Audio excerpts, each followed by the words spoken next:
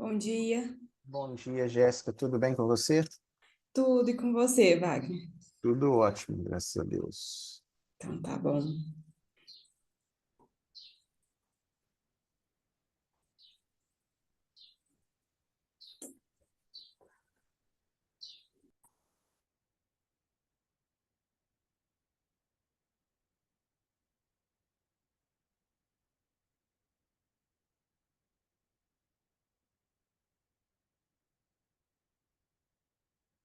Você já participou de outras sessões desse SEMEAD, Jéssica? Eu participei ontem. É. Foi, E como é que foi? foi sessão Sapiens. Não sei se Ah, você tá. tinha visto. Eu Foi já ela. vi os outros, entendi, entendi. Uhum. Aí ela é um pouco diferente, né? Porque parece que Sim, é duas apresentações e o moderador faz as considerações, né? sim, sim. Uhum. Não, Mas aqui a ideia que eu pensei é seguir o fluxo. O primeiro trabalho apresenta, eu faço alguns comentários, depois abro para os uhum. demais comentarem. Sim, pode ser. Aqui eles proporam, mas aí eu até conversei com a Edna hoje, ela disse que o moderador pode fazer da forma que ele achar melhor. São Aham, quatro apresentações. E aí seria 8 minutos para cada apresentação, 8 minutos aham. para você fazer suas considerações. E aí Aham, o que ficar no final, aí abriria para sim. os demais. Mas se Não, você beleza. achar melhor, mas se você quiser abrir por apresentação, também pode. Eu acho que vai ser mais produtivo, assim, só o risco é extrapolar o tempo. Vamos tentar seguir o fluxo, então, Uhum, de apresenta, eu faço alguns comentários rápidos e depois a gente vai no final, se sobrar tempo, sim. a gente, quem quiser, faz comentários e aí eu, se ninguém quiser, eu posso voltar e fazer, complementar mais. Sim, uhum, pode ser. Esperar o pessoal chegando, né? É, Bom dia. Bom dia, bom Márcia. dia, Márcia. Tudo bem com você? Obrigado por ter aceito o convite. Por nada, depois eu mando a conta, viu? Você sabe que não existe almoço grátis. Eu tô num lugar que tô com a internet um pouco ruim. Até Aham, tá bom por enquanto, né? Não tá nada travando.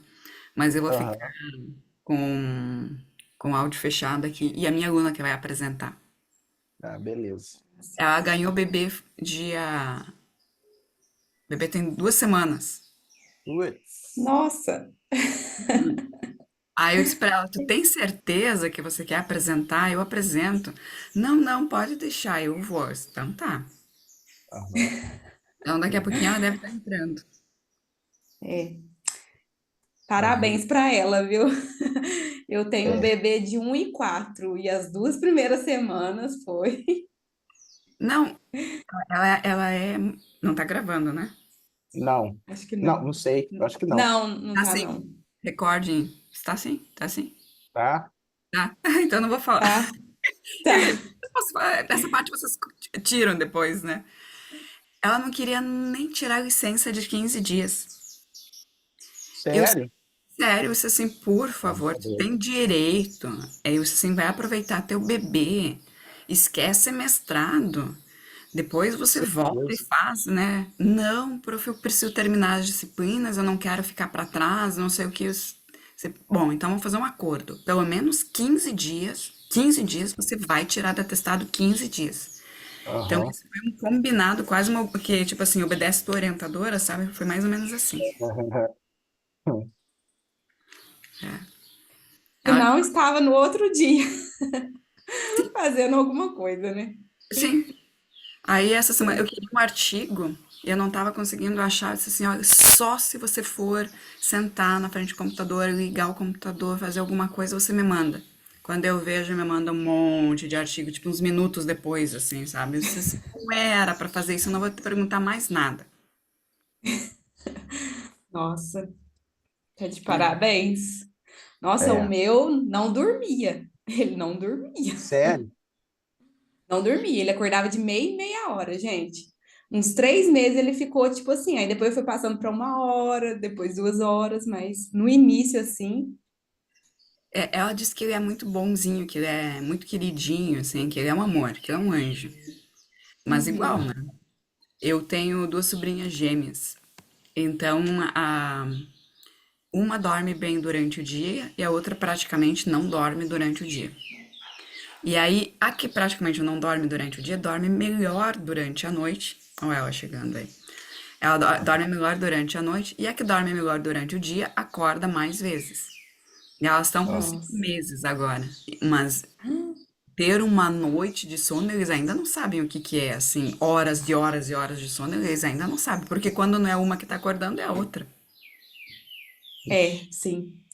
Eu acho que eu melhorei o sono quando ele fez mais ou menos 1 ano e 2 meses. Tem 2 meses isso. Oi, Valira. Bom dia, tudo bem? Bom Tudo. A dia. gente tá falando de bebê, tu nem sabe por quê, né?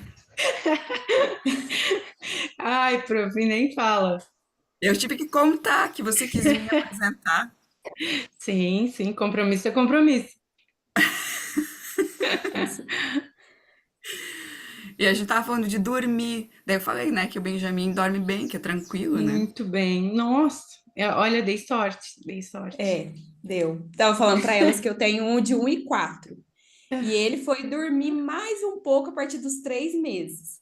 Agora, dormir longas horas depois de 1 ano e 2 meses.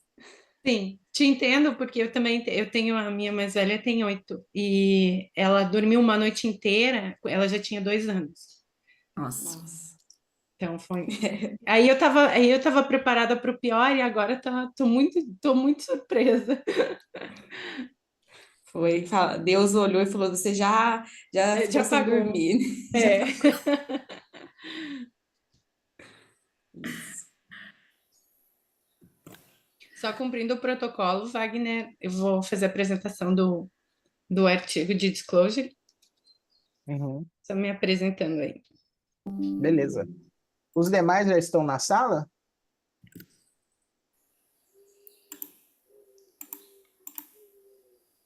Eu vou apresentar um, professor. Tudo bem, Juliana? Bem, bom dia a todos. Yeah. Bom dia. Eu acho que o Daniel também, né? Isso, bom dia. Bom Bom dia. dia. E tem mais um que eu não lembro o nome. São É quatro. o São Juliana, Daniel. É a Vários. Annelisa, Dualidade do CEO. Muito bem, muito bem, muito bem. Bom, vamos esperar uns 2 minutinhos, a gente começa. Uhum. Tem alguém que mandou alguma coisa? Então, É Ana, a Annelisa.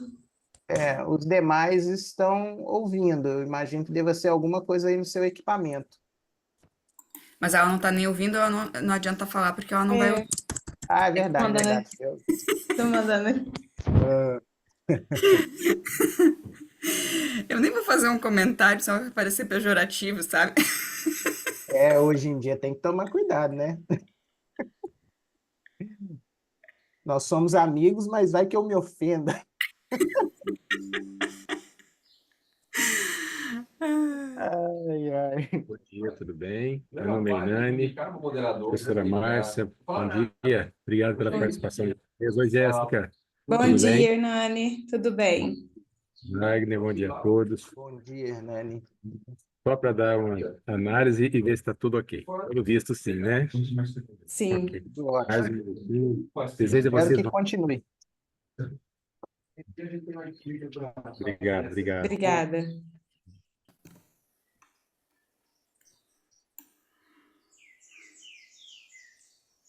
Ai, ai, ai, ai. Ô, Márcia, vocês estão de recesso aí? Não, Não? não. Eu, eu vim pro interior porque era finados, né? Aham, entendi, E domingo é batizado das meninas. entendi.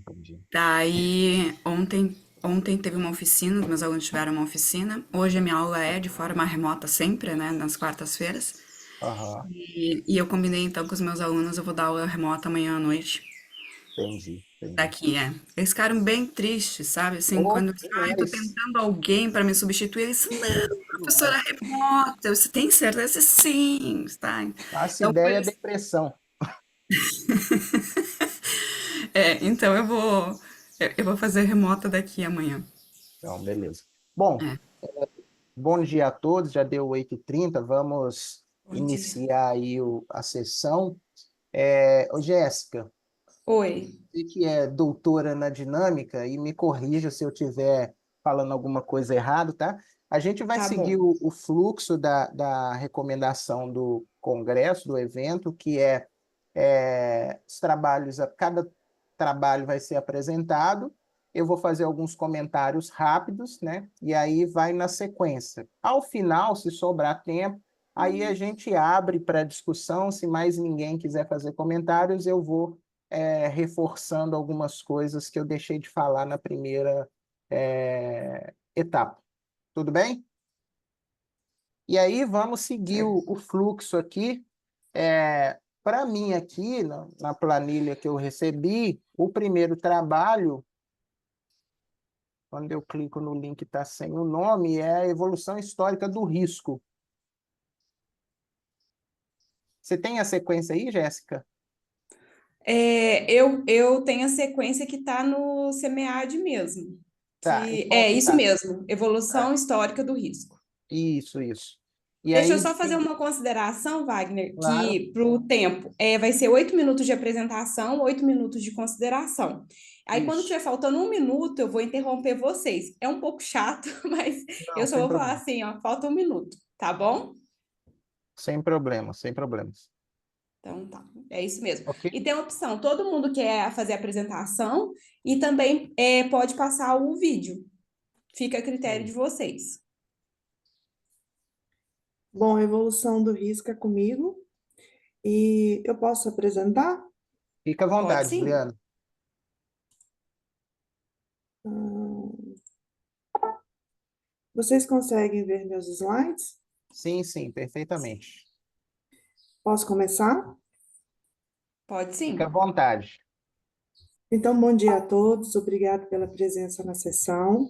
Meu nome é Juliana Ferreira de Carvalho, sou doutoranda na Universidade de Brasília, sob a orientação do professor César Tiburcio, e esse ensaio teórico foi desenvolvido na disciplina de seminário de tese. A princípio, seria o início do primeiro tópico da minha tese.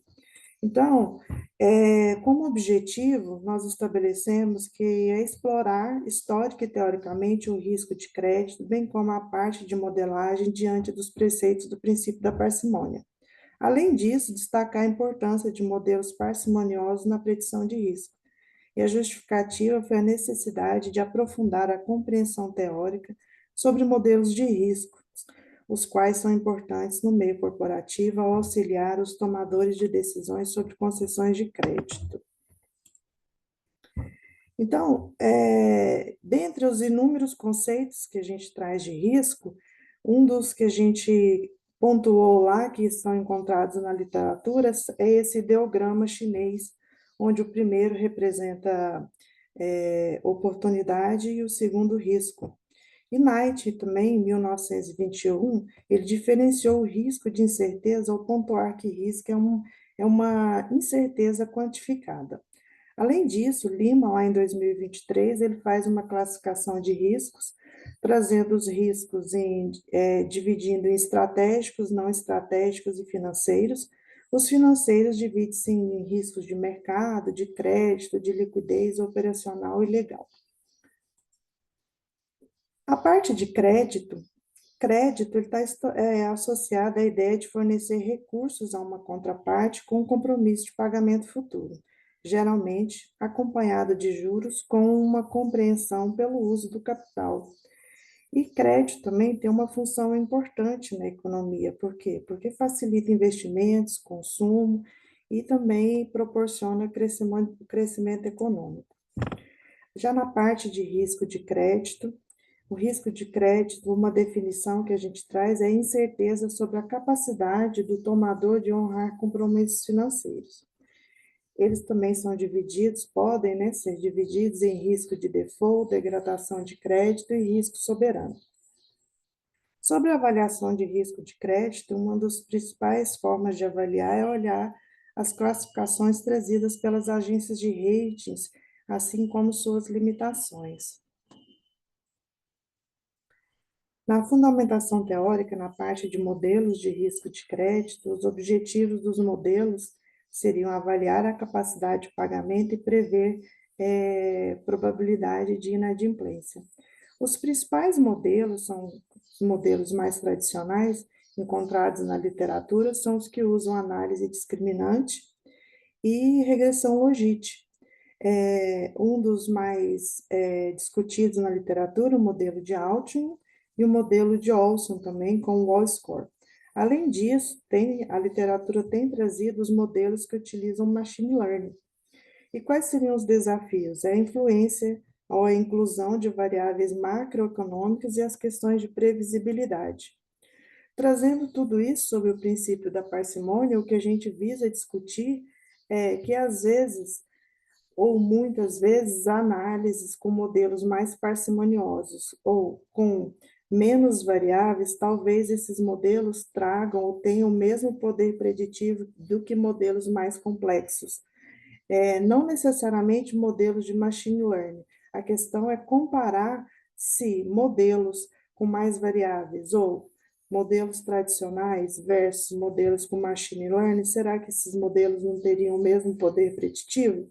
Então, o princípio da parcimônia ele pode ser uma diretriz na modelagem de risco. Se dois modelos modelam um conjunto de dados, aquele com menos inputs e poder preditivo semelhante ao que tem mais inputs é o mais adequado, embora a escolha entre complexidade e simplicidade depende da situação. Então, nas considerações finais, a gente traz o seguinte, que os preceitos do princípio da parcimônia auxiliam para a construção de modelos menos complexos e mais interpretáveis. E a relevância de modelos simples, preferência por modelos parcimoniosos em cenários específicos. Isso, no ensaio, a gente traz sugestões de pesquisas, que é a inclusão de variáveis qualitativas e desenvolvimento de modelos híbridos. Então, aqui a gente colocou nos slides somente as principais referências. E é isso. Muito obrigada. Posso parar de compartilhar, professor? Pode sim, fica à vontade. Bom, primeiramente, muito obrigado, Juliana, pela apresentação. Parabéns aí pela aprovação do trabalho, pela apresentação. Eu queria te dizer inicialmente que eu gostei muito da ideia, né? Acho que é uma discussão importante, interessante. Agora, você está sugerindo um debate que a econometria, ela, na sua origem, ela já carregava essa lógica do princípio da parcimônia, né? Então, eu preciso utilizar modelos que contenham ali apenas aquelas variáveis que importam efetivamente, né? Então, quanto menos variáveis eu tiver para explicar o meu fenômeno, melhor é o modelo dado que ele tem uma capacidade preditiva significativa e com baixo nível de erro, né? Com o passar do tempo, isso foi relaxando, né? E aí, em especial em outras áreas, depois a econometria propriamente dita incorporou isso, deixou-se de lado essa história da parcimônia como uma base na modelagem econométrica, e aí, hoje em dia, a gente vê modelos com 500 variáveis, né? E no machine learning especificamente, como eles estão preocupados com a predição e não com a inferência, aí que joga aí 500 variáveis e vamos ver a capacidade desse modelo prever, né? Sob a suposição de que a quantidade de variáveis explicativas não é um problema, então o princípio da parcimônia ele seria relaxado, mas que aquele modelo ali ele teria uma melhor capacidade preditiva. E você está vindo falando, olha, não necessariamente, né? É possível que os modelos simples no contexto de avaliação de risco, eles sejam mais adequados ou tão eficientes ou ineficientes, né, quanto os modelos de machine learning. Eu acho isso sensacional, né? Porque você está tentando resgatar algo que havia sido deixado de lado, né? E como com o avanço do machine learning, ciência de dados, essa história da parcimônia foi relaxada, você está falando, olha, vocês estão se excedendo aí, né? Talvez é um esforço hercúleo para, no final, a gente resolver o problema com o que a gente já tinha. Então, para que eu vou ficar queimando fosfato, né? Inserindo aí 500 variáveis, sempre que o ganho marginal dessa modelagem, em termos de eficiência, ele é irrisório, né? Acho que você vai ter uma tese para debater. Só que você vai ter que brigar contra os leões, né? E aí, eu vou te dar umas sugestões em relação ao ensaio. Eu acho que você precisa, nesse desenvolvimento da origem desse debate, não focar apenas no risco, mas focar em como a modelagem, em termos gerais, ela assumia a ideia de parcimônia. Isso foi relaxado em determinado momento, em grande medida em função da evolução da econometria e do surgimento desses modelos de machine learning. E você está falando, olha, não necessariamente esse relaxamento é bom, porque não se discute, no fim do dia, se esse relaxamento do princípio da parcimônia melhorou a capacidade preditiva dos modelos, em especial o modelo de risco, né? E se não tiver melhorado, para que nós estamos fazendo tudo isso, né? Porque, no final, a evolução ela precisa trazer um ganho marginal que compense o custo dessa evolução, né? E se isso não estiver acontecendo, isso é um problema. Então, eu acho que para o ensaio seria bom você tentar resgatar isso, né?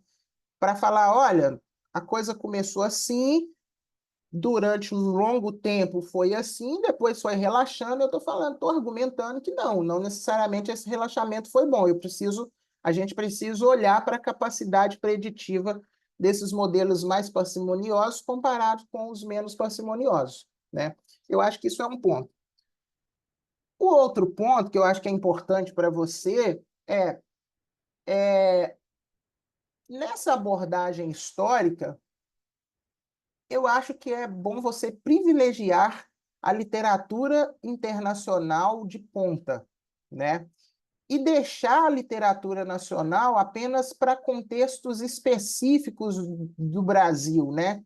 Porque, no final das contas, o ensaio ele tem que trazer inquietações, e eu acho que essa sua inquietação de eficiência dos modelos é uma ótima inquietação, mas a história que você precisa contar aqui tem que sustentar que o debate sobre o risco ele é algo importante e que vem evoluindo ao longo dos anos, mas os trabalhos de ponta eles precisam estar aqui numa sequência cronológica que faça sentido. E não misturar literatura nacional com literatura de ponta, porque é diferente, né? Em termos de rigor, em termos de processo avaliativo e tal. E acho também que a literatura econômica que trata de risco, né? Então, você citou o Knight, mas o Keynes fala bastante disso, o Schumpeter fala bastante disso. Eles podem te ajudar nessa evolução histórica do risco, incerteza e etc. Entendeu? Mas eu acho que você está de parabéns, a grande sacada é essa comparação. Como eu brinquei, eu acho que você vai brigar contra os leões, né? Mas eu acho que é um debate importante, né? Independente do resultado que você chegar lá ao final na evidência empírica, né? Mas eu acho que a sua proposição ela é interessante. Beleza? Enquanto ensaio teórico, quando eu comecei a ler, eu falei, deixa eu ver se tem um ensaio aqui, né? Porque os ensaios que a gente lê, normalmente é uma revisão da literatura e não tem um algo a mais, assim, né? Acho que você tem um algo a mais, né? Que é esse questionamento da eficiência dos modelos parcimoniosos e os menos parcimoniosos, né? Acho que é sensacional. Se você vai chegar onde você quer, aí é outra história, mas eu acho que fazer esse tipo de comparação é importante até para a gente reduzir alguns mitos, né? Tanto para um lado quanto para o outro. Beleza? Bom, no mais é Obrigada, isso. muito Se você quiser. obrigada, professor, pelas contribuições. Anotei todas e serão todas levadas ao pé da letra. Muito bem. Então, muito obrigado aí mais uma vez. Imagina, eu que É, agradeço. agora, na sequência, quem que é o próximo aí mesmo, Jéssica? Aqui é relação do nível de disclosure voluntário ambiental com desempenho operacional no setor de energia elétrica de empresas listadas no Brasil. Beleza. Então, Ok, vou compartilhar.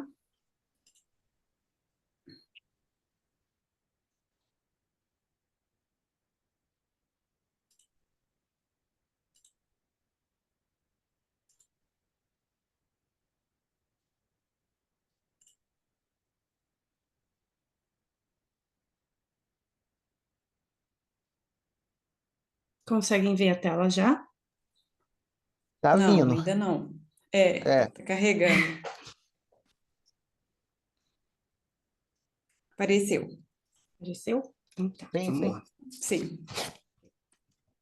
Bom, então, bom dia a todos. Eu me chamo Valira, sou uma das autoras do trabalho intitulado Na Tela e vou fazer uma breve apresentação sobre o mesmo. Uhum.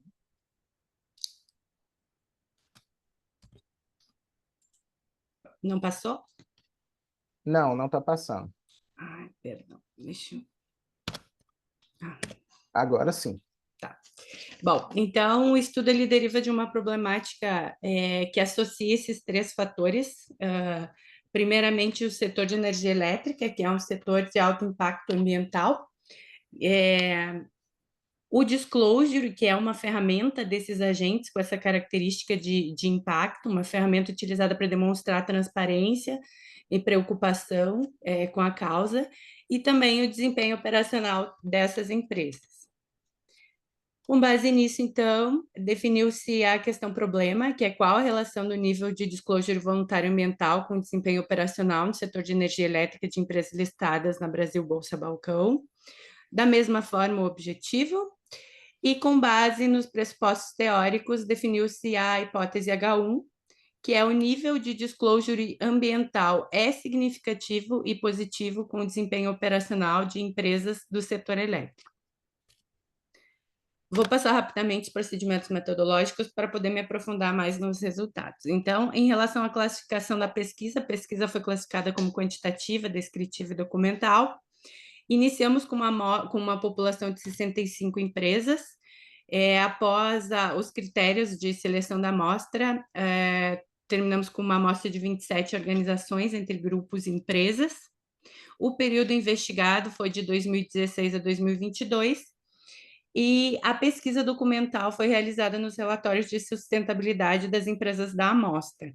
O instrumento de coleta que a gente utilizou foi um checklist baseado no modelo internacional do GRI, que foi composto por 32 indicadores divididos em 8 grupos referente ao desempenho ambiental. Aqui a gente traz uma visualização desse instrumento de coleta, do checklist do GRI, com os critérios de mensuração. As variáveis da pesquisa, então, a tabela de apresentação das variáveis.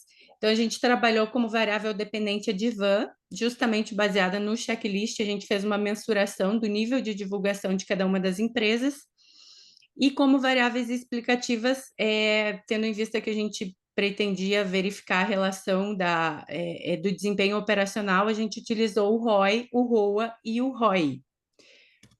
Ainda como variáveis de controle, utilizamos endividamento, ISE, GRI, tamanho e COVID. Então, com base nessas variáveis, a gente operacionalizamos a equação 1, que deve estar aparecendo bem embaixo aí na tela para vocês, com base nessas variáveis.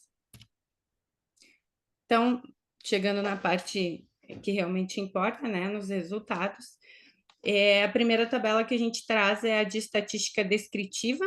Então, aqui a gente consegue já ter algumas constatações, algumas inferências.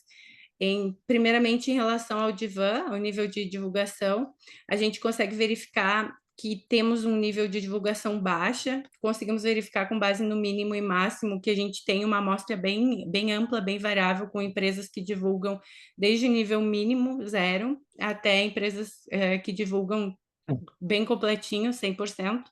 Em relação ao endividamento, combinado com as variáveis de retorno, a gente consegue verificar um alto grau de endividamento e uma rentabilidade baixa.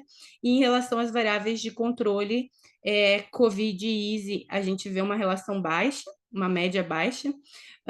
Atribuímos isso o COVID em relação à questão do período, como a gente está analisando 7 anos, e o COVID afeta ali dentro desses 7 anos, 2 anos apenas, e também não vemos relação de interferência.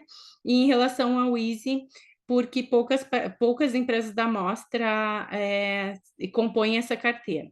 Já o GRI, ele está numa relação inversa, a gente vê um GRI expressivo indicando uma tendência que a gente consegue observar já na análise dos dados, uma tendência de adoção desse padrão pelas empresas. Aqui a gente traz um gráfico de evolução do nível de divulgação de 2016 a 2023, que foi o período investigado. O que a gente consegue verificar é que a gente pode ver aqui 2 períodos de queda, né, de 2017 para 2018 e de 2022 para 2023. Porém, apesar desses 2 períodos de queda, a gente consegue fazer um balanço positivo. Do início do período até agora, a gente consegue verificar que dobrou o nível de divulgação. E aí a gente já vê uma relação também com a nossa teoria de base, que é a teoria da divulgação. É a ponderação dos benefícios da divulgação com custo e risco, e também a questão da divulgação progressiva, né? Partindo, então, para a regressão, efetivamente, nós rodamos a regressão no modelo completo, que foi o modelo que a gente utilizou para o trabalho, para o estudo, para as inferências do estudo, mas a gente rodou também o modelo individualizado com cada uma das variáveis explicativas, que foi a ROI, ROA e apenas o ROI. Apesar de a gente ter conseguido algumas relações positivas dentro dos modelos individualizados, como eu comentei, a gente utilizou o modelo completo para o trabalho.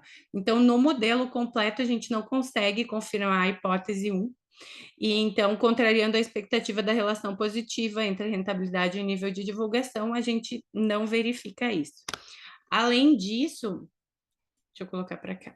Além disso, a gente consegue verificar aqui também, como eu já mencionei ali, a questão da adesão à carteira EASY sendo baixa, o período pandêmico não apresentando impacto significativo no período observado, e a adesão do GRI das empresas do setor como uma tendência.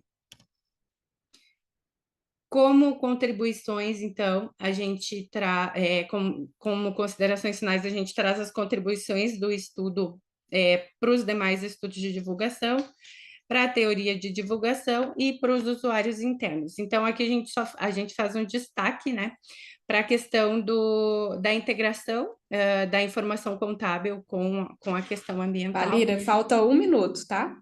Tá bem. E também com o desempenho operacional dessas empresas. As referências e ademais seria isso. Obrigada.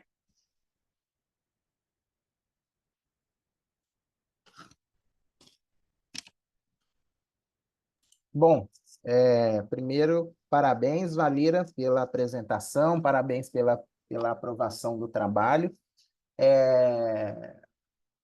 Vou fazer algumas considerações aqui, mais de ordem de metodológicas, mas antes disso eu queria fazer uma sugestão, que é assim, primeiro eu acho que vocês, né, precisam vender melhor a contribuição do trabalho, né?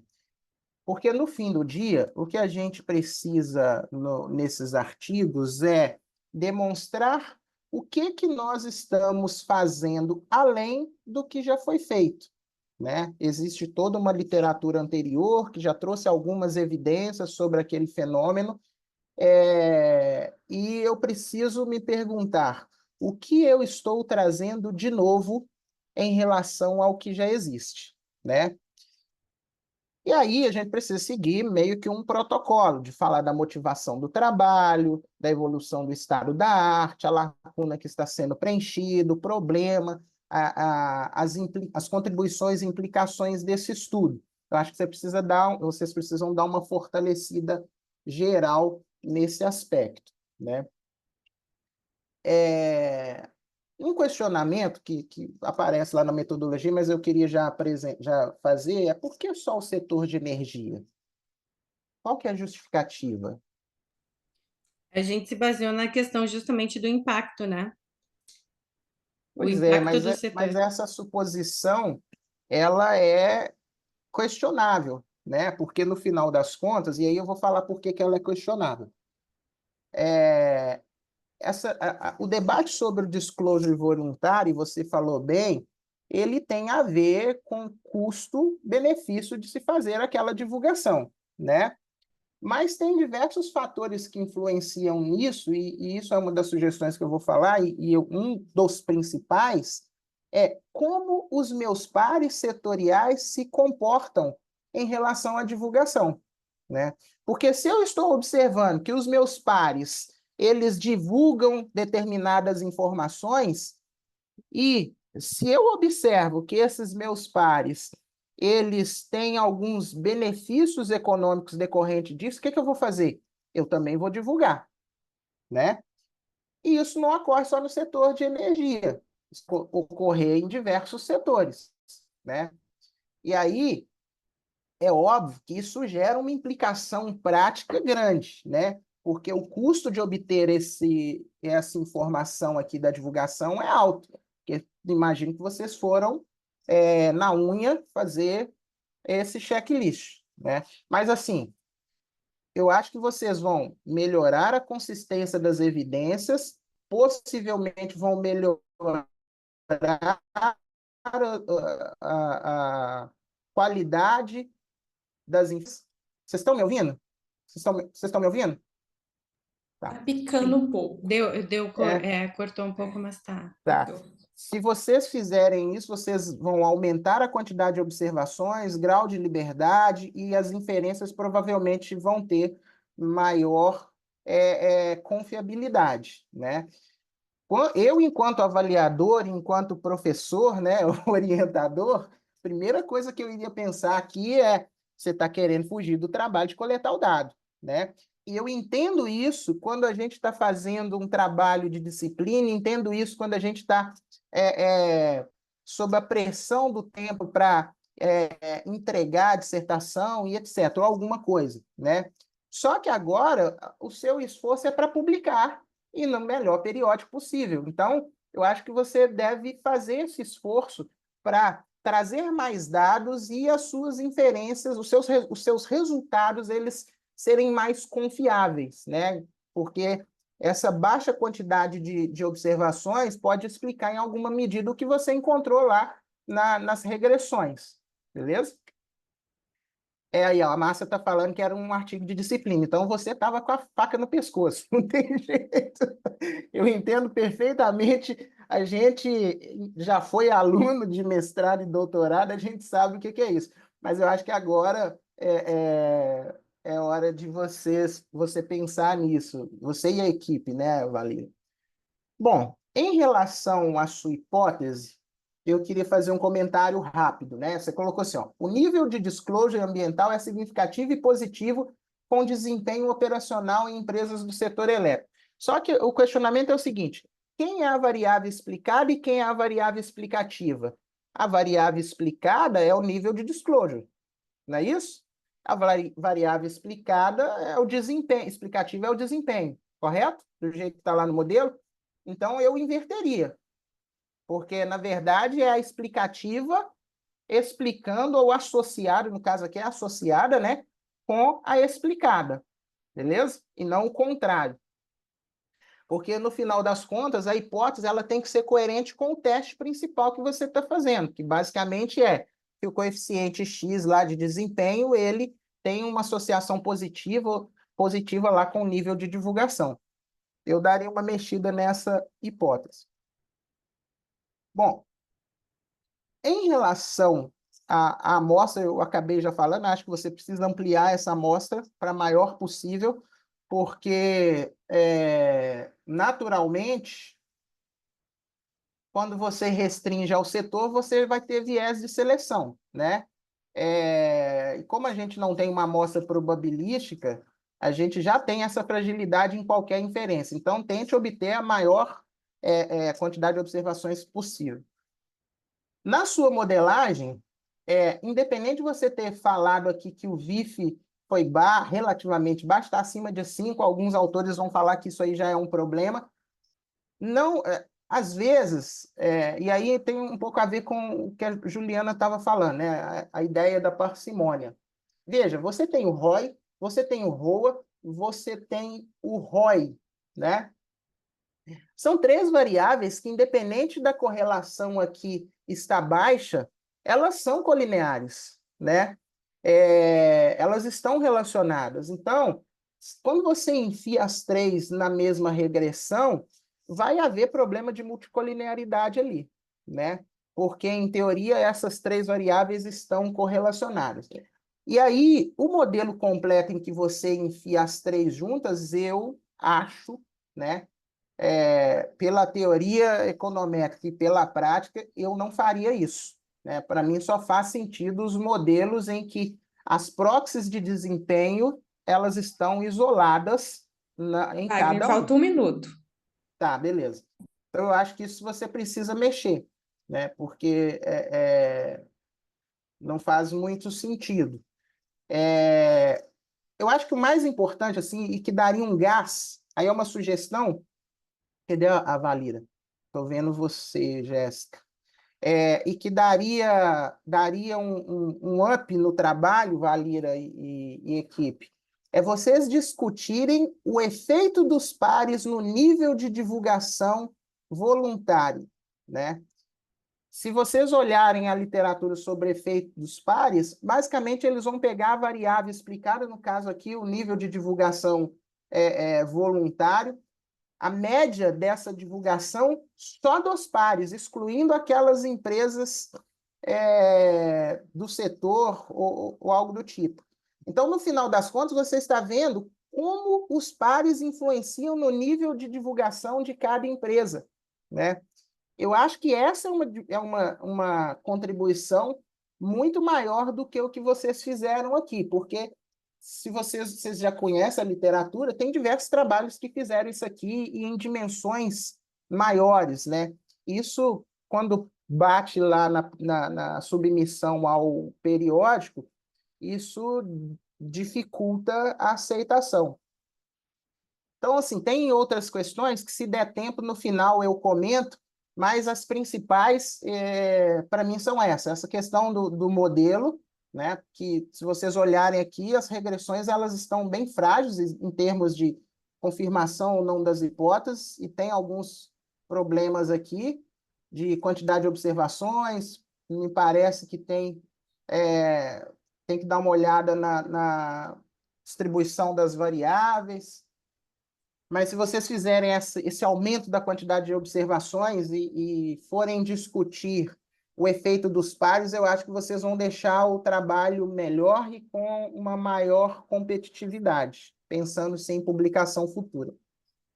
Era isso por enquanto, Jéssica. Obrigada. Ok. O próximo é a dualidade do CEO e o relatório integrado, da Ana Elisa. Sou eu, bom dia. Bom Bom dia. Compartilhar dia, com vocês o vídeo. tudo bem? Estão conseguindo ver? Sim, Olá, eu me chamo Anelisa e eu vim apresentar. Tá dando para ouvir?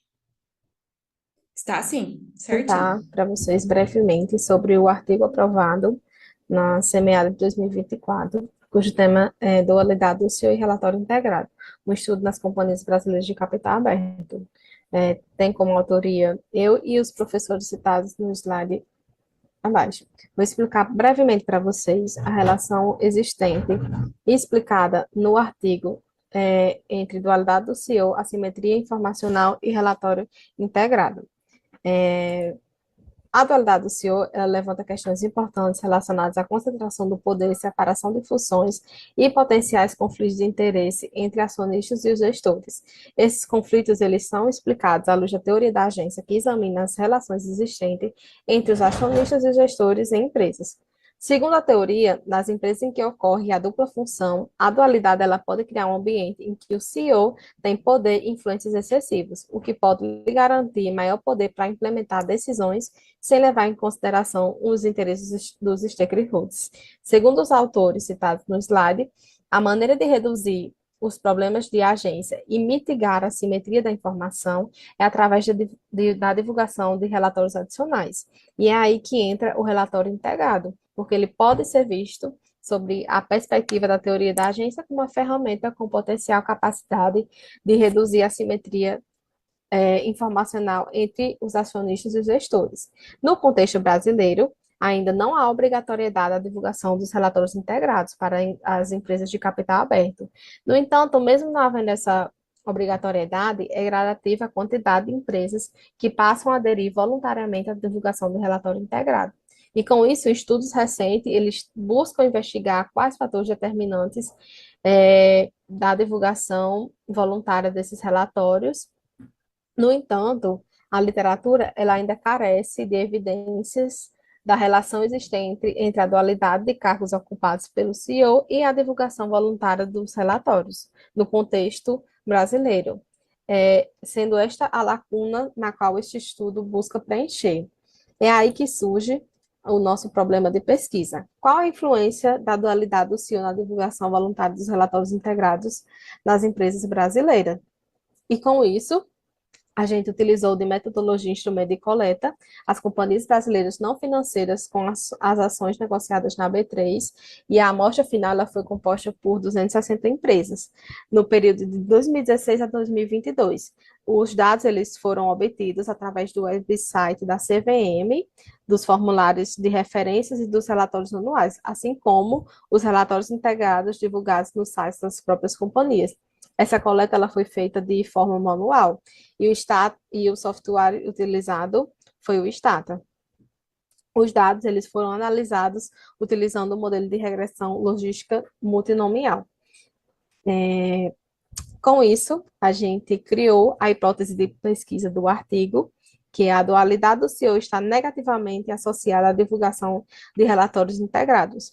Conforme Garcia Sanches e Raymond, os CEOs ele podem ser mais resistentes à adoção do relatório integrado, considerando a incerteza dos benefícios da divulgação versus a certeza dos custos. Assim, espera-se que a dualidade do CEO, ao aumentar a simetria informacional entre os agentes e o principal, ela tende a inibir a divulgação dos relatórios integrados. Para isso, a gente utilizou desses dois modelos econométricos. Como eu já falei anteriormente, a gente utilizou o modelo de regressão logística multinomial para examinar esse tipo de influência e a divulgação dos relatórios, onde a primeira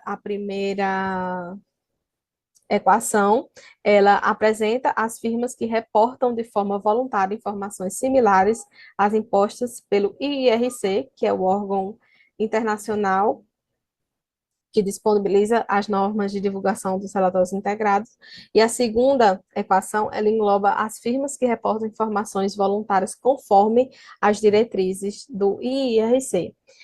Para isso, a gente desenvolveu uma variável dependente binária dummy para representar as dimensões de poder de CEO, onde foi atribuído 1 se o CEO de uma empresa também ocupa um cargo de presidência do conselho e 0 para caso contrário. E também foi desenvolvida variável explicativa dummy do RI, sendo considerado 0 para as firmas que não divulgam informações financeiras, 1 para as para as empresas que divulgam informações de forma similar e 2 para aquelas que divulgam conforme as estruturas do relatório integrado.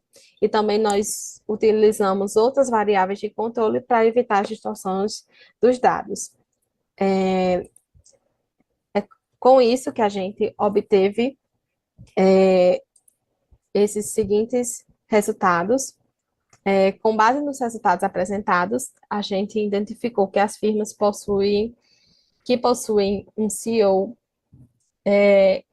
que tem o cargo com dualidade, eles tendem a divulgar menos informações voluntárias com estrutura similar ao do relatório integrado, conforme o coeficiente negativo e significativo a 1% do modelo 1. Isto é, a dualidade do CEO ela tende a reduzir, em média, menos 1,667 a probabilidade da firma reportar relatório voluntário com estrutura similar ao do relatório integrado.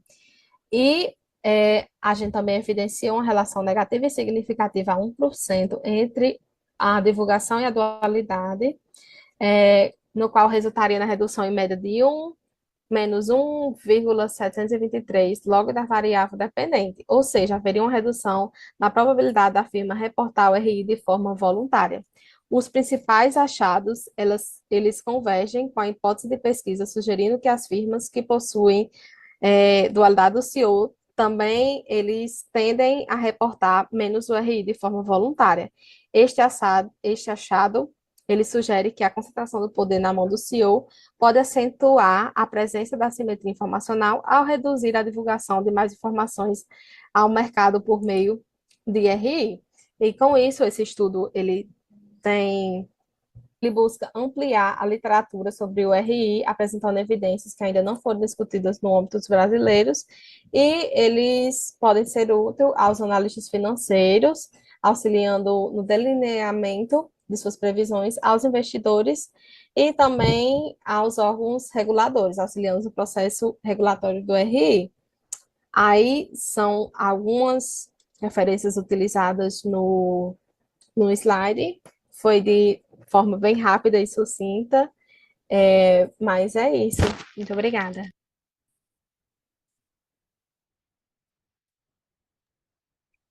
Bom, muito obrigado. Quem foi? Foi Anelisa. Anelisa. Muito obrigado, Anelisa, pela apresentação. Parabéns aí pela aprovação do trabalho. Eu gostei do texto, achei que você conta uma boa história, motiva bem o trabalho, fala de uma evolução do estado da arte e vende o peixe um pouco melhor, né? O que o trabalho contribui. Mas, assim como no caso da Valira, eu acho que esse debate de dualidade CEO e relatório integrado para um periódico, isso não vai ser tão atrativo, porque tem vários trabalhos que já fizeram isso, e como eu disse anteriormente, em uma escala maior, com uma estratégia metodológica mais, digamos, sofisticada, né? E vou fazer a mesma sugestão que eu fiz para a Valira. Acho que vocês precisam, como vocês estão tratando de divulgação voluntária, discutir o efeito dos pares talvez seja muito mais atrativo pensando em divulgação voluntária do que simplesmente olhar se a dualidade do CEO está associado com essa divulgação, né? Porque, no final das contas, esse CEO vai observar como os pares se comportam em relação a essa divulgação voluntária, né? E se ele perceber que ali tem benefício, ele estará propenso a fazer essa divulgação. Wagner, desculpa te Oi. cortar, mas o que tu está chamando de pares? São, por exemplo, as firmas do mesmo setor, as firmas que compartilham, por exemplo, auditores, as firmas que compartilham membros do conselho de administração. Aí tem diversas formas de eu definir o que são pares. Eu preciso definir qual vai ser a abordagem e vou fazer a comparação com isso. Beleza? Você vai encontrar isso na literatura de peer effects. Na literatura internacional tem muita publicação disso, né? Na economia bastante e na contabilidade também tem crescido, né? Então, eu acho que se você incluir esse debate no seu trabalho, em ambos os trabalhos, eu acho que vende melhor, né? Porque esses estudos de associação, como foram apresentados, eles já existem alguns na literatura, e aí, na hora que chegar lá no periódico, a pergunta vai ser aquela que todos nós fazemos, né? O que que esse trabalho efetivamente está avançando em relação ao que nós já temos aqui, né? No caso, nesse caso, vocês usaram uma amostra maior, né? Isso já é melhor, tanto que os resultados eles foram mais coerentes com as hipóteses, né, que vocês analisaram. Acho que na discussão dos resultados, e aí eu estou meio perdido aqui, que está aparecendo a Márcia. Cadê? É a Ana Elisa. Acho que na discussão dos resultados, Ana, vocês precisam explicar melhor o porquê daquele resultado, e não apenas que ele foi convergente ou não com o que já tinha na literatura anterior. Porque, no final das contas, é essa explicação do porquê que diferencia o conhecimento científico de outras coisas. Então, para além de outras formas de conhecimento, então, para além de falar que reforçou, corroborou a literatura internacional, explica o mecanismo, né, de associação, de efeito e etc. Eu acho que esse porquê aí que dá um tchan na explicação dos resultados que vocês obtiveram, né? De início, era isso que eu queria falar. Ah, tá. Na conclusão, a conclusão está bem enxuta, né? Acho que vocês precisam dar uma reforçada, em especial, trazendo mais uma vez os achados e explicando o porquê desse resultado, né?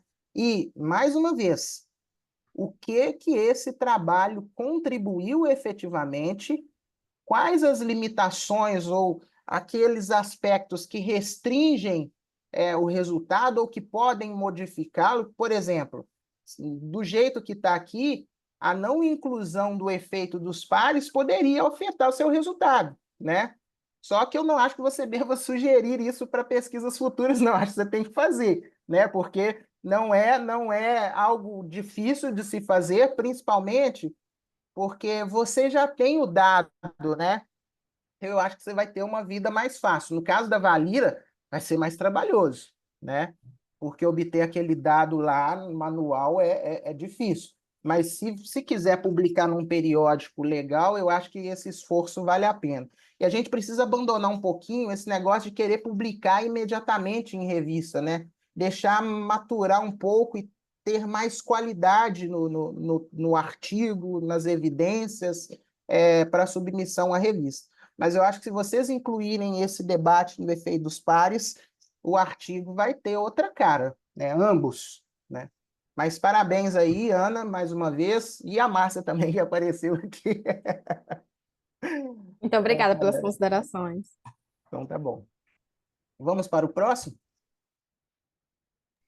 Vamos, agora é o endividamento das operadoras de planos de saúde suplementar por modalidade e o contexto macroeconômico do mercado brasileiro. Sou eu. Eu vou compartilhar minha tela aqui também, o vídeo. Ok.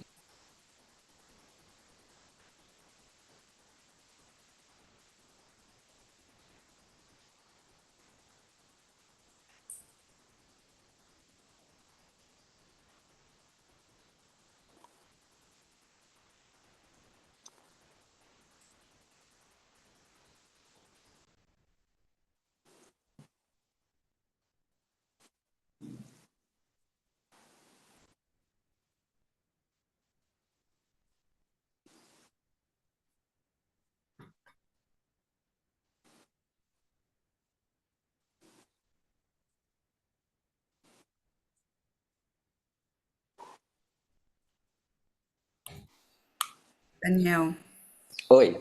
não tá funcionando. Vixe, não tá saindo áudio? Não. Ué, não, eu tô te ouvindo. Ah, você tá falando do vídeo, Aí você não. colocou o Ah, do vídeo? vídeo? Coloquei o É, vídeo. não tá vindo Vixe. o áudio do vídeo, não. Tá, então vamos na modalidade antiga mesmo. Mas eu posso Apresentar. tentar colocar aqui, se você quiser. Ah, seria legal. Daniel, para mim tava E- aparecendo assim, tela cheia. Dá um Vixe. ESC para tela cheia. Quem sabe se você desse um ESC. Tenta de novo, vamos ver. Permite compartilhamento. Beleza.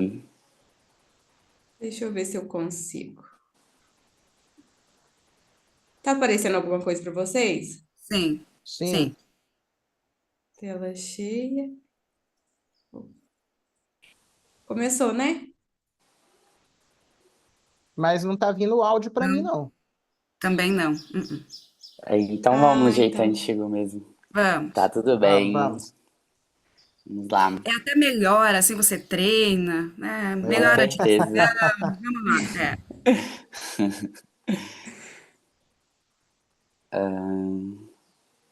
Compartilhar a tela.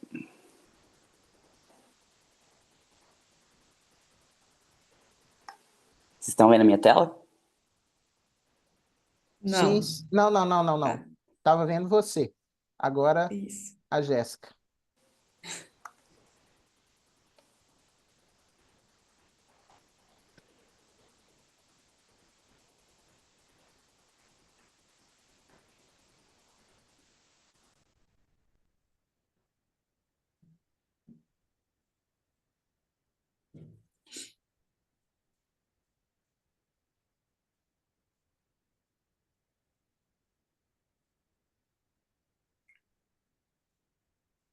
Daniel,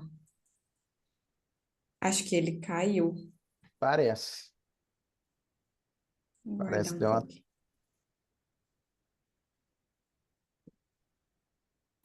Jéssica, então tenta de novo Oi, compartilhar. Tenta de novo compartilhar. deixa eu tentar aqui. Aí ele voltou lá, ó. Só que você tá sem áudio, Daniel. Quando eu compartilho minha tela, trava tudo aqui. É. Vocês estão conseguindo ouvir? Não. Não? Valira, tá? Não, eu escuto vocês, não escuto o áudio do vídeo. Ah, tá. Também não. Tá. Então você vai tentar. Tenta de novo, então, Daniel. Tá Ah, bom. Ô, Daniel, qualquer coisa fala do seu trabalho. Eu vi o vídeo. Beleza. Acho que O pessoal. funciona sem a melhor. gente tem acesso também à sua apresentação lá, ao seu vídeo. Isso. O mais importante Beleza. é você apresentar. Isso. Tá bom. Combinado. Então, bom dia a todos. Eu vou falar sobre o endividamento das operadoras de plano de saúde suplementar por modalidade e o contexto macroeconômico. Eu sou o Daniel. Este trabalho foi fruto da sintetização da minha monografia de conclusão de curso, em conjunto com os meus orientadores, Simone Evangelista e o professor Antônio Arthur. Então, um resumo dele, o meu problema de pesquisa foi analisar o endividamento das operadoras de plano de saúde no Brasil, considerando as diferenças entre as 8 modalidades existentes do período de 2010 a 2022. A pesquisa ela foi descritiva, empírica e quantitativa, utilizando 10.268 dados coletados do site da ANS, além de informações macroeconômicas coletadas do IBGE e do Banco Central para o período analisado. E os resultados indicaram que variáveis de desempenho econômico das operadoras influenciam o endividamento, né, quando inserido macroeconomicamente. E a modalidade, dentre as 8, que mais apresentou um desempenho superior entre as demais foi administradores de benefício, enquanto a odontologia de grupo apresentou desempenho inferiores, ou seja, performance abaixo se comparado às outras, considerando-se o retorno sobre o patrimônio líquido. E aí, a modalidade filantropia apresentou desempenhos superiores ao de odontologia de grupo e cooperativa médica, que é diferente do que é encontrado em outras literaturas da área. E aí, o contexto desse trabalho é que as modalidades, enfim, o número de beneficiários da ANS, ele vem subindo ao longo do tempo. A arrecadação, ela tem atingido valores recordes ao longo do tempo, os beneficiários estão cada vez mais entrando, né, nas operadoras de plano de saúde, porém, há uma queda no número de OPS. Então, o número é inversamente proporcional ao de beneficiários que entram. E aí se deve a várias características, como, por exemplo, a junção de uma com a outra. Pode ser também que eles entraram em regime de falências, considerando o porte, dentre outras, e por isso se torna importante avaliar o contexto macroeconômico, principalmente considerando que, no contexto das operadoras, muitas são optantes pelo modelo empresarial. Então, a inflação, a taxa de desemprego, ela influencia diretamente. E, dado a isso, a relevância do setor da saúde pode ser observada no PIB, já que 9,2% do PIB ela é gasto diretamente com saúde, não necessariamente suplementar, mas a saúde suplementar ela vem aí trazendo um alívio ao Sistema Único de Saúde. E aí, por isso, a gente usa, né, com base na literatura e trazendo para este trabalho os indicadores econômicos financeiros análogos a outras empresas, né, como sendo indicadores de desempenho aliados à influência macroeconômica, como reportado em outros autores, enfim, dentro da literatura aí, como Avelar, Silva Loebel, Kudlavix, Chandra Sinker, Xavier Souza Avelar, etc. E como metodologia do trabalho, como eu mencionei, ele é quantitativo, descritivo e explicativo. Foram utilizados 14 indicadores, né, que é o meu endividamento, com os graus de endividamento ampliado, com mais 13 variáveis, com essas observações. E aí, como o endividamento a curto prazo, despesa médica, ROI, e como variável macroeconômica, a Selic, o desemprego e a inflação. E aí esses indicadores econômico-financeiro, eles vieram do book anual, né, da ANS, que divulga anualmente o balanço das operadoras, que traz para a gente o balanço das empresas e quais indicadores fazem mais sentido de serem analisados em termos de comparabilidade e de possibilidade também.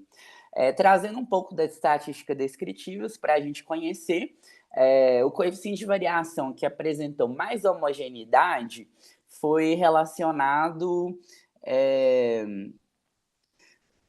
aquelas operadoras que possuem maiores regulações, enquanto as operadoras que possuem menores regulações possuem menores coeficientes de regulação. E aí se deve na característica do nascimento das operadoras, né, algumas já transicionaram existindo reservas técnicas, enfim, com a regulação já pré-existente, até mesmo a ANS e a regulação da saúde suplementar, e aí ela ficou mais difícil, mais burocrática em termos do que pode fazer, das possibilidades, e isso é resultante também nos resultados, a gente consegue ver isso.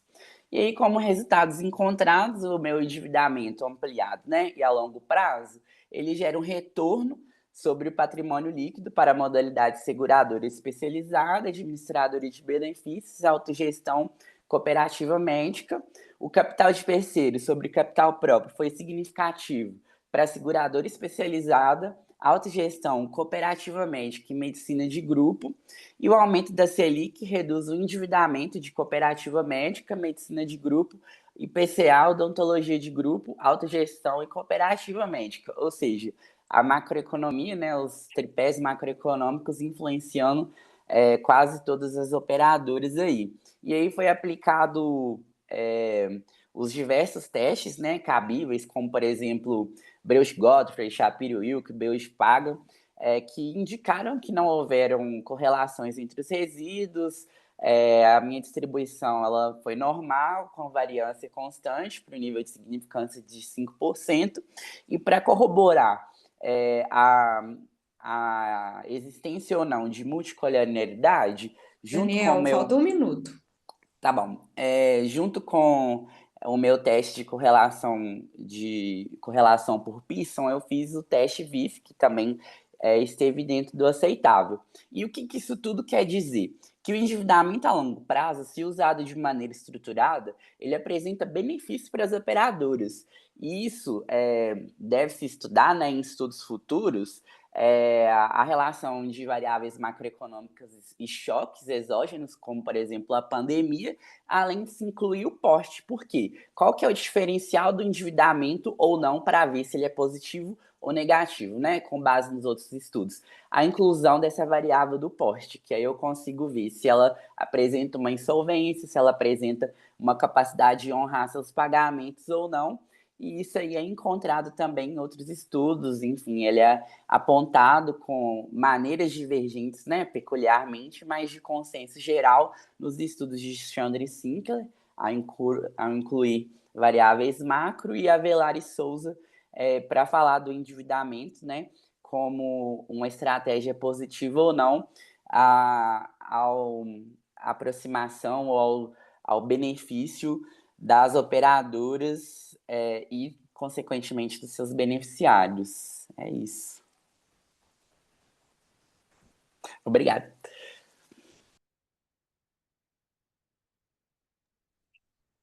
Bom, vamos lá. Aí eu pifando aqui. Daniel. É muito nome diferente. Primeiro, parabéns aí, Daniel, pela aprovação. Parabéns pelo trabalho e pela apresentação. Você se expressa muito bem. Dizer que, para mim, é uma honra debater esse trabalho em especial. O professor Antônio Arthur, ele foi meu orientador no mestrado, né? Ele não participa dos congressos, mas devia Que estar aqui para eu legal!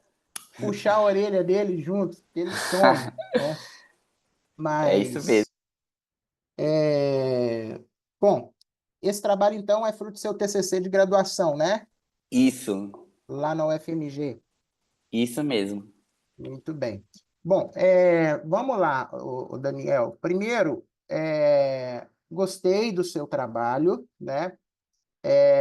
Acho que a ideia é bem interessante em discutir o efeito de variáveis macroeconômicas, né, em variáveis contábeis. Os indicadores macroeconômicos, eles acabam sendo variáveis exógenas, então, se a gente observa um choque neles, faz sentido a gente olhar para a relação com números contábeis. Qual que é o problema aí, né? O problema é que, geralmente, essas variáveis macroeconômicas, elas estarão associadas tanto com a sua variável explicada, quanto as variáveis explicativas, né? E aí, você precisaria de uma estratégia para tentar isolar isso, porque quando você coloca no modelo, vai haver naturalmente alguma associação entre as explicativas, as demais explicativas e essas variáveis macroeconômicas, e também entre as variáveis macroeconômicas e a explicada, né? Isso é um negócio que você precisa atacar assim com bastante atenção, porque no periódico isso vai ser questionado.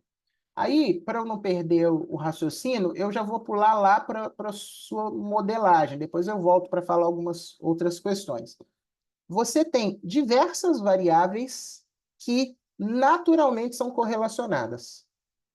E aí, ainda que a gente consiga um VIF, é a mesma coisa que eu falei, eu acho que com a Valira. Ainda que o VIF esteja baixo, a teoria já sustenta que aquelas variáveis são correlacionadas. E aí você perde interpretabilidade, porque você não sabe se aquela variável correlacionada que teve significância, se não tem um efeito confusão ali, né? Entre elas. Então, você precisa atacar isso, né? Vou pegar um exemplo aqui. Você tem no seu modelo retorno sobre patrimônio líquido, tem despesas administrativas e despesas comerciais. Veja, O retorno sobre patrimônio líquido é o lucro líquido sobre o PL, né? Só que esse lucro líquido, ele já deduziu as despesas, né? Então, você está colocando uma variável que afetou na outra no seu cálculo, e aí, ainda que você não tenha, que o VIF não tenha sido alto, isso é um problema, né? Não pode ser mantido. A mesma coisa as variáveis de liquidez, né? Liquidez imediata, liquidez corrente, elas são fortemente relacionadas, e aí na hora que você coloca no mesmo modelo, isso é um problema, né? Você também colocou o endividamento de curto prazo como uma explicativa, só que veja, se você tem o endividamento total sendo explicado e coloca o endividamento de curto prazo como explicativa, tem um problema de simultaneidade ali, né? E aí isso também prejudica assim, na inferência. Outra coisa que eu acho que é importantíssima é você ter inserido, e isso precisa ser olhado também, é a inserção da Selic e do IPCA no mesmo modelo, porque uma coisa está relacionada com a outra, né? O governo vai reagir, a Selic vai reagir ao nível do IPCA ou de outros indicadores de inflação. Então, não faz muito sentido colocá-los no mesmo modelo. Achei legal a taxa de desemprego, mas porque isso certamente tem algum efeito, né, na questão lá dos planos das operadoras. Isso é interessante. Uma questão que eu acho que você precisa olhar eu não sei se tem esse dado, né? Não, esse dado tem. Na verdade, é outra coisa que eu estou pensando. Você precisa olhar a disponibilidade de crédito. É um dado que existe no Bacen, né? Para esse período aqui, se eu não me engano, tem esse dado a partir de 2011. Então, você conseguiria essa disponibilidade de crédito por modalidade, inclusive. Eu acho que é um indicador importante. Outra coisa é o nível de risco, apesar que o endividamento ali de curto prazo, um negócio que eu faria é usar um estimador de nível de risco para cada firma e substituir esse endividamento de curto prazo aqui, né? Você, pelo menos, resolveria o problema da simultaneidade ali, né? E traria uma proxy de nível de risco da firma, porque quanto maior o risco, menor a chance desse cara ter acesso ao crédito, né? Outra coisa para você olhar, observe que no seu modelo de efeitos aleatórios, você teve 4 variáveis que tiveram significância, né? Aí, quando olha para o R2 ajustado, está 0,88. Eu te falo, sem olhar para os dados, que aqui tem problema, porque isso é um sintoma de algum problema de endogeneidade, pode ser por multicolinearidade, mas você tem diversas variáveis sem significância estatística e o R2 alto, né? Eu brinco sempre que se o R2 estiver acima de 0,60, amigo, preocupe, né? Não festeje, não. Vai olhar o que está acontecendo, porque quando está muito ruim ou muito bom, a gente precisa garantir que aquele resultado ali ele seja consistente. E um dos sintomas de problemas na estimação é quando você tem um R2 alto e uma quantidade de variáveis sem significância estatística elevada, né? A quantidade de variáveis não significativas está maior do que as de significativas. Então, isso é um sintoma, assim. Quando você falou da questão do modalidades mais reguladas e menos reguladas, eu acho que isso você precisa esclarecer melhor, né? Se você for tratar nesses termos, você precisa trazer para a sua literatura o que significa isso e mais. Como que você vai operacionalizar isso no seu modelo? Se é pelas categorias ou não. Se for pelas categorias apenas, você precisa deixar claro o que diferencia em termos de regulação a categoria X da categoria Y, e como isso, que é o mais importante, né? Como isso afetaria no nível de endividamento? Por que essa diferença na regulação influenciaria mais ou menos no nível de endividamento? Beleza? Eu acho que isso é bem importante para vocês. Wagner, Oi. falta 1 minuto. Ah, beleza, beleza. Eu vou falar com calma, porque a gente vai até 10, né? Isso, aí agora, depois, já fica liberado para discussão Isso, de todos os trabalhos. E quem quiser, né, fazer beleza. alguma consideração também pode ficar à vontade. Beleza. Eu vou terminar o dele aqui rapidinho, aí a gente abre para o debate. Eu perdi onde eu estava. Peraí. Ah, tá. Sobre a A questão da regulação, né? regulação. A questão da regulação. Você explicar melhor as diferenças, né? E qual o mecanismo de efeito ou associação entre cada modalidade aqui e como a regulação influenciaria nisso, né? Acho isso importante. Deixa eu ver aqui o negócio. Bom, você colocou aqui os resultados do Pooler de efeito fixo e efeito aleatório. Eu acho isso perda de tempo, né? E polui. Na verdade, a gente tem que trazer para cá aquilo que foi evidência que você for apresentar e explicar.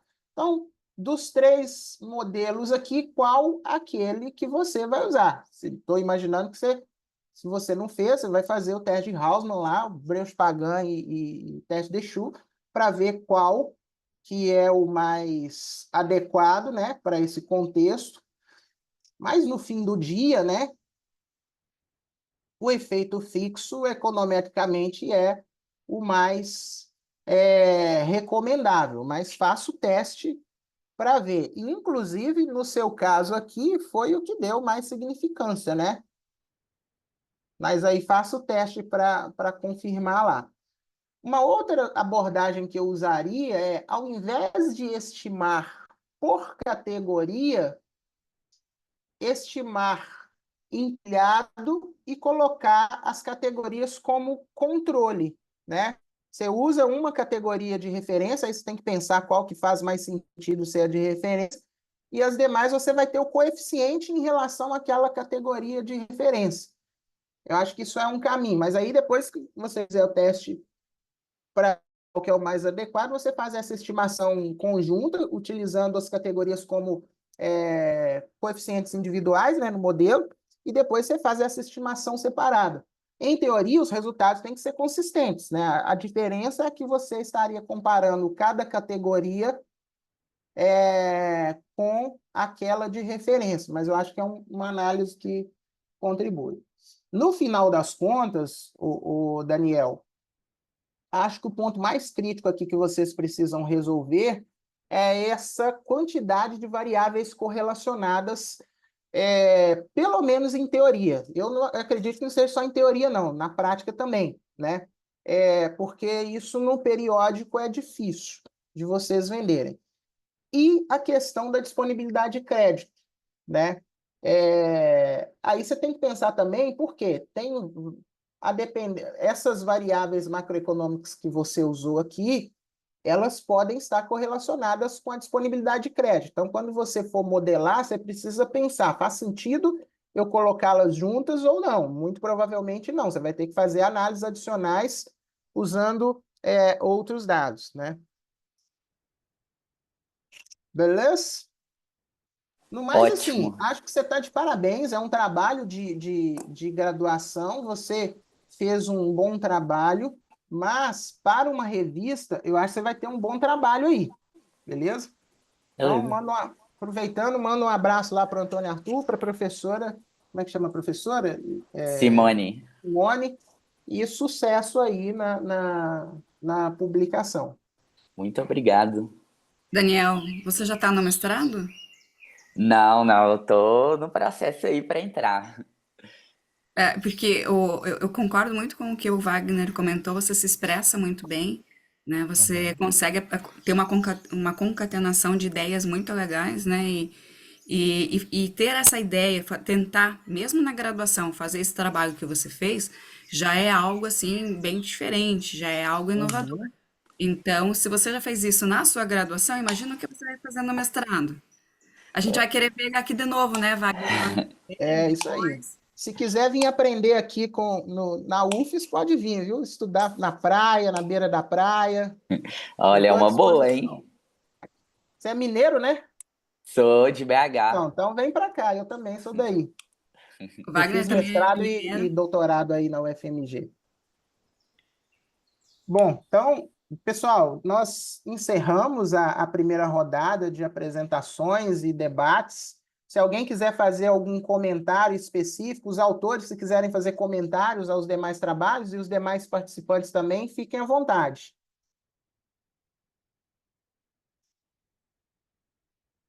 Mais alguém?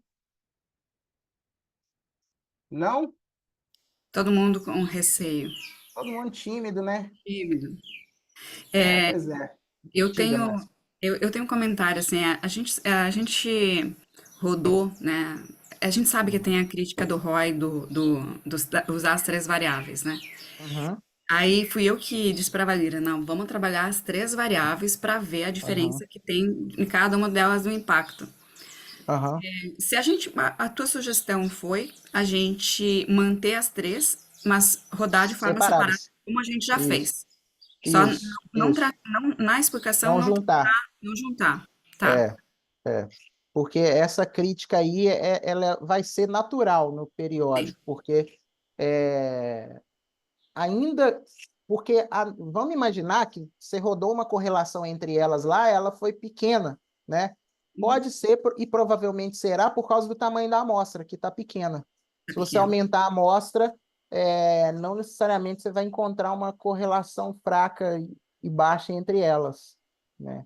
E se você der uma olhada na evolução dos componentes desses índices, provavelmente também você vai ver que eles devem ter um comportamento mais ou menos parecido, porque eles são correlacionados em alguma medida, né? Sim, sempre. Uhum. Porque aí eu penso que isso vai contribuir. Agora, eu acho que o tchan é vocês olharem para o peer effects. Mas, no caso de vocês, é um trabalho árduo fazer essa coleta adicional, né? Mas, a depender da meta, assim, ou do objetivo de publicação, eu acho que vale a pena, no final das contas. Com sinceridade, nossa meta, assim, não é uma A2, não é publicar numa top, não. Até porque a Uhum, Valira agora está concluindo as disciplinas e ela precisa focar aham, na dissertação, né? entendi. E ela tem uma pessoa que ajuda ela. Eu sempre coloco os meus orientados a, Aham, a ajudar os meus orientandos, né? aham. Você tem ideia de quem é a pessoa que ajuda a Valira? A Não é a Vanessa? a sua orientanda? Ah, a Patrícia? Não, mas a Patrícia, ela é maluca. Eu já falei para ela que ela trabalha demais. Mas Trabalho aí ela demais. estava me falando que ela não vê televisão. Então tá explicado. Pois Mas eu vejo, eu não presto atenção na televisão, mas eu ligo e fico fazendo tudo menos prestar atenção. na minha casa, a TV é objeto de decoração.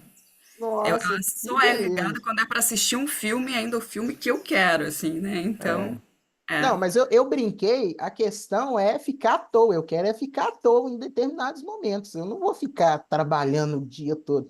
Aí, conversa com a Patrícia Horário, tá trabalhando. Conversa outra, tá trabalhando. O que que você faz da vida? Não faz outra coisa? Mas, assim, é, depois troca uma ideia com ela. Ela tá fazendo um monte de coisas, né? Mas, Mas a dissertação da Valira é sobre detecção de fraude e, aham, e Gerenciamento de impressão. aham, daí a gente está usando o M-Score e E aham. F-score. F-Score. Isso. Muito bem, Então, muito bem. o foco agora da Patrícia, ó, já tô até Da trocando os nomes, Valira. da Valira, é Tem que ser. terminar esse projeto, é fazer esse projeto, cuidar do bebê dela. É, é, Então é. eu vou ver essa questão dos pares para ver o que que a gente consegue melhorar em relação a isso. né, com os dados que a Sim, gente já tem, para sim, publicar aí num periódico compatível, sim. né, com o que a gente tem É, já.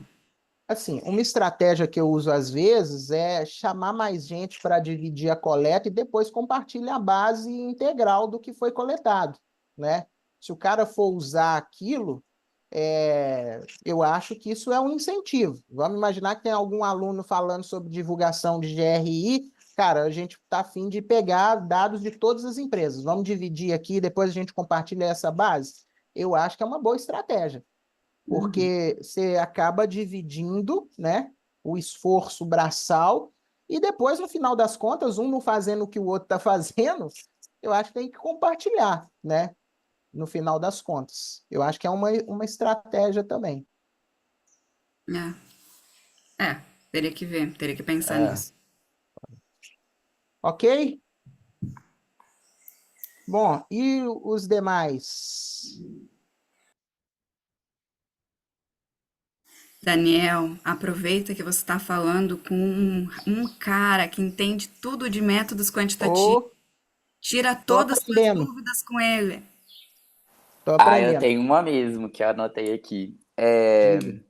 É sobre a relação, assim, desde da época de iniciação científica, enfim, com o professor Antônio Arthur também, tem uma discussão até dentro do departamento mesmo sobre a utilização dos dois indicadores de liquidez e da utilização da despesa médica, despesa comercial e do ROI. E aí, por Aham, serem correlacionados, por correlação. interferirem um Aham, ao outro, e aí, o que a gente encontra na literatura, e por isso que a gente optou por manter no modelo também, é que analisando separadamente a despesa médica e a despesa comercial é importante porque às vezes eu posso ter gastos em despesas comerciais e médicas para uma modalidade ou para um porte que é interpretado no futuro e com a análise das outras variáveis, né, como sendo uhum, um investimento e uhum, outra interfere diretamente no capital de giro, porque significa que ela não tem capacidade de honrar os compromissos e etc. E aí, trazendo, olhando para essa ótica, tem alguma sugestão de, ok, eu quero colocar esses dois marcadores aqui, e aí eu quero enfatizar que eles estão sendo usados por essa justificativa, enfim. aham. Então, vamos lá. O problema não é você colocar, por exemplo, a despesa administrativa e despesa comercial juntas na regressão, né? Porque, como você Uhum, bem explicou aí, elas têm canais de efeitos diferentes, né? Os incentivos da relação são diferentes quando eu olho para a despesa administrativa e despesa comercial. O problema é uhum, essa despesa administrativa e essa despesa comercial está dentro de uma outra variável. Então, beleza. quando eu olho para elas e olho que você colocou lá um indicador de lucro qualquer, que usa o lucro, eles já estão ali. Então, vai haver alguma correlação entre esse indicador e essas Uhum, duas variáveis. Então, esse é o problema pontual. Não é o fato de você colocar despesa administrativa e despesa comercial junto, não. Mas sim o fato dessas despesas estarem dentro de outras variáveis que você incluiu nos modelos. Beleza? E outra coisa beleza. importante, quando você for olhar para a literatura sobre questões metodológicas, olhe sim para a nossa área, né? Mas olhe Uhum, para a nossa área em periódicos que foram publicados em top journals. tá. Mas o ideal é a gente, metodologicamente, é a gente ir em periódicos das áreas onde os caras são especialistas nisso, né? Então, é Uhum, na economia, é na estatística, porque esse debate lá ele já vem de séculos, né? E na contabilidade, no fim do dia, a gente digamos, seguidor dos players, né? uhum. A gente não costuma fazer algo novo em relação, e faz todo sentido, porque nós não vivemos de desenvolvimentos de técnicas quantitativas, né? Tá Então, bom. tenta olhar Ótimo. para essa literatura que foi publicada em bons periódicos, por quê? Ainda que eles tenham inserido, por exemplo, essas três, vai ter um argumento lá e que o cara vai defender, olha, foi mantido por isso, isso e isso, e aí você vai refletir, porque não é simplesmente aceitar, não, né? Não é porque foi publicado na TAR que você vai aceitar o argumento. Você precisa ir lá ver o argumento, né, e tentar entender e compreender por que faz sentido ou por que não faz sentido, né? E não simplesmente reproduzir pelo argumento da autoridade. Perfeito. Beleza? Obrigado. Mais alguém? Bom, da minha parte, eu acho que para todos os trabalhos, né, eu já falei em alguma medida, deixar claro o que esse trabalho evolui em relação à literatura anterior é essencial, né? Essencial. E a gente, na contabilidade, precisa avançar um pouquinho nisso, né? Porque a gente não defende isso muito bem, mas entendo que é um aprendizado que todos nós estamos passando, né? Outra coisa que eu acho que os trabalhos desse tipo, e que eu me incluo nisso, né, nesse tipo de trabalho, a gente precisa evoluir, eu acho que aqui cabe esse comentário, exceto para o da Juliana, que é um ensaio teórico, é explicar o mecanismo de associação, né? Em geral, a gente explica a hipótese, que o fulano encontrou isso, o Beltrano encontrou aquilo, mas a gente não explica o canal de efeito ou o canal de impacto. Nesse desenho aqui, a gente não consegue medir impacto, apenas associação. Mas o que a gente gostaria efetivamente na econometria era medir impacto. Então, é inerente a esse debate a gente explicar por que eu espero que a variável x afete a variável y, né? Para além de falar que o fulano de tal encontrou associação positiva ou negativa entre elas, qual o mecanismo de efeito ou de associação, né? Porque se eu não explico esse mecanismo, fica a relação pela relação, né? E se a gente considerar que tem algumas relações que não tem teoria apresentada no artigo, aí vira a regressão pela regressão. Eu brinco que a gente acorda de manhã, deixa eu olhar para a relação entre a variável x e y. Ó, rodei lá, deu um R2 gigante, um monte de estrelinha nos meus coeficientes, então tá ótimo. Tá, mas qual que é o canal de efeito, né? Por que isso faz sentido, né? Então, eu acho que isso, para todos os 3 trabalhos que fizeram essa abordagem econométrica, eu acho que fortalecer isso é importante, né? E aí eu me incluo, eu também tenho dificuldade disso, tá?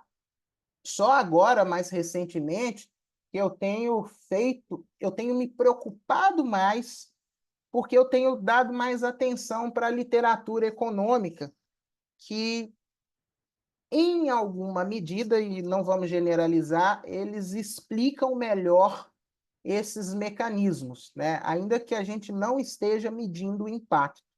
Então, tentem fortalecer isso, porque isso vende melhor a ideia. Beleza? Bom, no mais, da minha parte era isso. Espero que eu tenha contribuído aí em alguma medida. Como está todo mundo tímido, né? Tirando eu e a Márcia. Por mim, eu me dou por satisfeito. Parabéns aí a todos mais uma vez e sucesso. Qualquer coisa eu estou à disposição. Jéssica, fique à vontade. Professora Márcia, fique à vontade também. Quer falar alguma coisa, professora Márcia? Não, eu só gostaria de agradecer o Wagner novamente por ter aceito o nosso convite para ser o moderador dessa sessão. Obrigada mesmo de coração. E o Wagner ele já foi líder dessa temática, e eu fui co-líder dele, né? E aí a gente inverteu os papéis e agora ele seguiu o caminho e eu acabei ficando por aqui por mais um tempo. Então é sempre um prazer estar compartilhando contigo uma sessão e é sempre um aprendizado. Muito, muito, muito obrigada. Eu que agradeço o convite mais uma vez e precisando eu estou à disposição. Lembrando que não existe almoço grátis, hein? Tô brincando. Precisando eu estou à disposição. Então é isso, pessoal. Muito obrigada, professor Wagner, pelas contribuições. Muito obrigada aos alunos que apresentaram, né? E aí, conforme a Márcia me lembrou, né? Eu coloquei o link para fazer como fala? Para vocês avaliarem a sessão. Então, não esqueçam, fazendo favor. E é isso. Muito obrigada, pessoal, e até a próxima. Obrigado, gente. Até a próxima. Até. Obrigada, bom dia, tchau, tchau.